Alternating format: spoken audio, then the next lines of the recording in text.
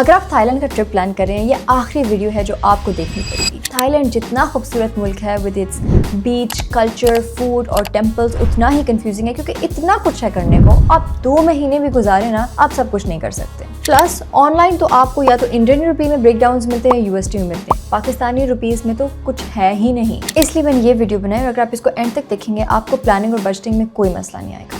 I will tell you everything: visa, flights, itinerary, activities, currency, SIM, local transport। और and पर मैं आपको detail cost breakdown दूंगी कि आप कितना खर्चा एक्सपेक्ट कर सकते हैं ट्रिप पर based on my personal experience. So let's get into it. What is the best time to visit Thailand? November to April best time होता है थाईलैंड विजिट करने का। थाईलैंड वैसे एक बहुत वेट और ट्रॉपिकल कंट्री है और November to April is the only time in the year जिसमें बारिशें कम होती हैं। This is also peak tourist season, तो रश तो ऑब्वियसली होगा। बाकी पूरे साल फ्रॉम मे टू अक्टूबर बारिश और गर्मी बहुत ज़्यादा होगी, लेकिन प्राइसेस भी सस्ती होंगी। तो अगर आपको गर्मी और चिप से मसला नहीं है तो डेफिनेटली यू कैन ट्राई। अब बात आती है फ़्लाइट्स की। थाई एयरवेज की डायरेक्ट फ्लाइट्स जाती हैं from Islamabad, Lahore, Karachi to Bangkok and Phuket in peak season. Almost हर दूसरे तीसरे दिन निकल रही होती हैं, लेकिन ये काफ़ी एक्सपेंसिव होती हैं, 2 से 2.5 लाख के बीच में। अगर पैसे बचाने हैं तो ऑब्वियसली इनडायरेक्ट फ्लाइट लेनी पड़ेगी। अनफॉर्चुनेटली इस्लामाबाद से भी इनडायरेक्ट फ्लाइट एक्सपेंसिव है। काफ़ी ढूंढने के बावजूद मुझे 170K से कम की नहीं मिल रही थी, इवन एडवांस बुकिंग के साथ, लाइक 3-4 महीने पहले बुकिंग के साथ इन पीक सीजन। कराची वाले you are lucky, Air Asia की फ्लाइट आपको 130-140K की भी मिल जाएगी। The good news about Thailand is it has e visa और बहुत फास्ट प्रोसेस है एंड कॉस्ट इज सिर्फ 14,000 रुपीज। आपने इस वेबसाइट पर ऑनलाइन लॉग इन करना है, link is also in the description. Log in करके आपने एप्लीकेशन फॉर्म फिल करना है, ये सारी डॉक्यूमेंट्स साथ अटैच करनी है, 14,000 रुपीज की पेमेंट करनी है। अनफॉर्चुनेटली ये फिजिकल पेमेंट करनी पड़ती है at the Royal Thai Embassy in Islamabad और कराची। अगर इस्लामाबाद कराची में नहीं है तो आप किसी वीजा एजेंट के थ्रू करवा लें और अराउंड 2 वीक्स या उससे कम में आपको वीजा ईमेल पर रिसीव हो जाएगा। For more info refer to this PDF file जिसका लिंक भी मैंने डिस्क्रिप्शन में ऐड किया। करेंसी की बात करें तो दैट इज बात एंड आजकल PKR टू बात की ये कन्वर्जन रेट चल रही है।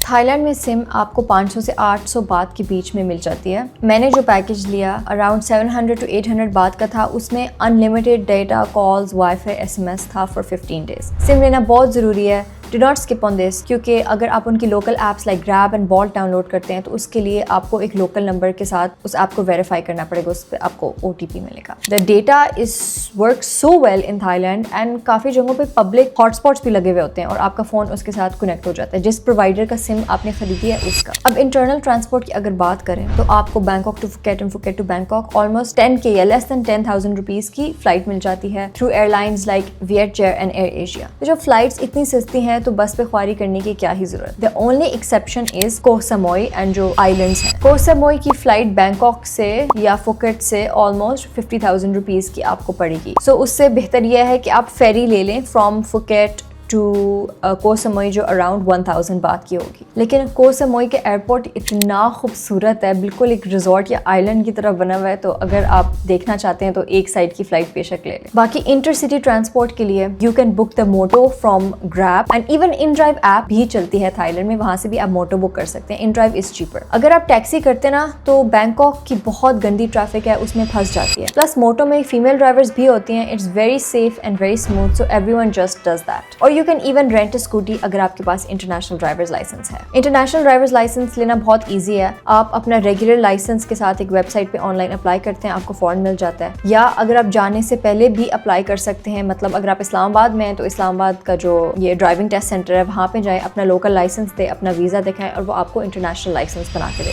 If you are still watching at this point in the video और आपको वीडियो अच्छी लग रही है या इवन अगर आपको बिल्कुल नहीं अच्छी लग रही तो प्लीज वो सब्सक्राइब वाला बटन क्लिक कर दें। जो लोग मेरे चैनल को सब्सक्राइब करके बेल आइकन क्लिक करेंगे, आई विल प्रे कि all of your travel dreams come true और आप पूरी दुनिया घूमें। कर दिए सब्सक्राइब, लेट्स कंटिन्यू। सो अब बात आती है आइटिनरी की। सो थाईलैंड में there is so much to do. Thailand is divided into north and south. So south में सिटीज हैं like Bangkok, Phuket and islands like Koh Phangan, Koh Samui and city called Pattaya. तो ये ज्यादा touristy areas हैं। जो north है Thailand का, Chiang Mai, बहुत खूबसूरत है लेकिन वो इतना टूरिस्टी नहीं है। हमने इस ट्रिप में कवर किया था Bangkok, Phuket, Koh Samui and कोह फंगन जो भी, क्योंकि ज्यादातर टूरिस्ट इसी एरिया को कवर करते हैं या पहले इधर आते हैं एंड देन सेकंड ट्रिप में दे गो टू द नॉर्थ। सो मैं इस आइटिनरी में इन 3 लोकेशंस की डिटेल्स बताऊंगी। सबसे पहले आपने जाना है फुकेट। फुकेट में 3 to 4 days आर गुड।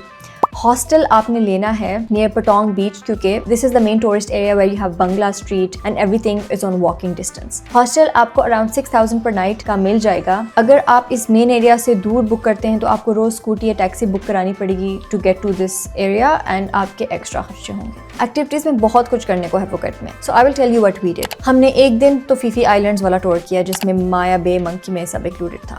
हमने एक दिन ATV, एलिफेंट राइड्स और जिप लाइनिंग वाला पैकेज किया। फिर वी डिड योना बीच क्लब, हिस्टोरिक ओल्ड टाउन मैंने एक दिन एक्सप्लोर किया। उसके अलावा बंगला स्ट्रीट तो आप वैसे ही निकल जाओ एक्सप्लोर करने। And then of course Thailand आके मसाजेस तो नहीं स्किप करने, तो वो भी 3-4 हज़ार का मसाज होता है। और इन सब एक्टिविटीज़ की कॉस्ट आप देख सकते हैं and you can pick and choose which one you want. अच्छा, फुकेट से आपने जाना है Koh Samui. Ferry cost is 1000 baht. Koh Samui में आप 1 से 3 दिन गुजार सकते हैं and you can stay in Choeng beach which is the main area. Koh Samui लोग मेन आते हैं वहाँ से फेरी लेकर कोह फंगन आइलैंड जाने के लिए, क्योंकि वहाँ पे होती है फुल मून पार्टी। हमने भी जाना था लेकिन क्वीन की डेथ होगी जिसकी वजह से वो पार्टी कैंसिल होगी, but definitely you can do that as it's a bucket list kind of experience. उसके अलावा you have lots of cafes, like you have the Overlap Stone Cafe जिसका व्यू इतना खूबसूरत है, वहाँ से पूरा आपको कोह सामुई नजर आता है। कैपिबारा कैफे है, कोको टैम्स फायर शो आप देखने जा सकते हैं। वाटर एक्टिविटीज तो आप बुक कर ही सकते हैं कहीं से। उसके अलावा चोएंग बीच रोड पे सारे रेस्टोरेंट्स हैं, वहाँ पे नाइट लाइफ, स्ट्रीट फूड वगैरह देख लें। यहाँ पे एक आर्ट बार था जिसके अंदर एक स्विमिंग पूल बना हुआ है, so if you just want to swim you can go there. बहुत मजे का पूल था। अच्छा, कोह सामुई, कोह फंगन देख लिया। By the way you can also skip these islands and after Phuket you can go directly to Bangkok अगर आपका budget कम है। सो फिर आप फ्लाइट लेंगे फ्रॉम फुकेट टू बैंकॉक, और बैंकॉक में 2 to 3 days are more than enough. Hostel आप यहाँ ले लें, अराउंड 5000 रुपीज पर नाइट का मिल जाएगा because it's cheaper than Phuket, and take it near the main city area ताकि आपको वहाँ से वॉकिंग डिस्टेंस पर सब जगह मिल जाए। बैंकॉक में you will want to see the Wat Arun temple. उसके अलावा एक न्यू सा टेम्पल बना है वात वेरू वनारम, वहाँ हम गए थे। उसके अलावा you have the Grand Palace, Emerald Buddha और म्यूजियम की एक कंबाइंड टिकट भी होता है, you can see those places. And then you have the Chao Phraya और the Bangkok dinner cruise. Chao Phraya is the name of the river, जिसमें you see different performances. एक buffet लगा होता है, उसमें थाई फूड होता है और वो आपको पानी के बीच में लेके जाते हैं। वहाँ से you can see the fireworks and drone shows जो कि हर रात बैंकॉक में होते हैं। And also there is the famous space and time museum. Now for the most important thing जिसके लिए you watch the entire YouTube video कि इस पे खर्चा कितना होगा, I am going to tell you the minimum budget for 8 days। अगर आप इससे ज्यादा कंफर्टेबल या लग्जरियस ऑप्शन चूज करेंगे तो ऑब्वियसली आपकी प्राइस बढ़ जाएगी। फ्लाइट के लगा लेते हैं 170K from Islamabad and Karachi से हम 130K लगा लेते हैं। Visa is 14,000। हॉस्टल अगर 5,000 पर नाइट लगाते हैं 8 days के हो जाएगा 40K। सिम के 4000 लगा लेते हैं। ट्रांसपोर्ट में we have Bangkok to Phuket and Phuket to Bangkok 2 flights 20,000। Ferry from Phuket to Koh Samui and Koh Samui to back जो कि 2000 बात है, which is around 80,000 rupees. Taxi grab वगैरह पे आपके लग ही जाएंगे around 30 to 35K। And then airport transfers, क्योंकि जब आप एयरपोर्ट से होटल जा रहे होते हैं तो आपका सूटकेस होता है तो आप ग्रैब तो कर नहीं सकते, तो उसके लग जाएंगे अराउंड 13,000। अच्छा, फूड इज इनएक्सपेंसिव, 1800 रुपीज एक मील का होता है, तो 2 meals a day for 8 days आपके लग जाएंगे 29,000। एक्टिविटीज में ये सब एक्टिविटीज मिला के like you do all of these activities 90,000। तो टोटल आपका बन गया 4,40,000 from Islamabad and just 4 lakh from Karachi. That's it my fellow adventures. अगर आपको ये वीडियो हेल्पफुल लगी है तो सब्सक्राइब कर लें for more travel guides and travel vlogs. Follow me on Instagram adventures with Hamna and see you in the next adventure. Bye.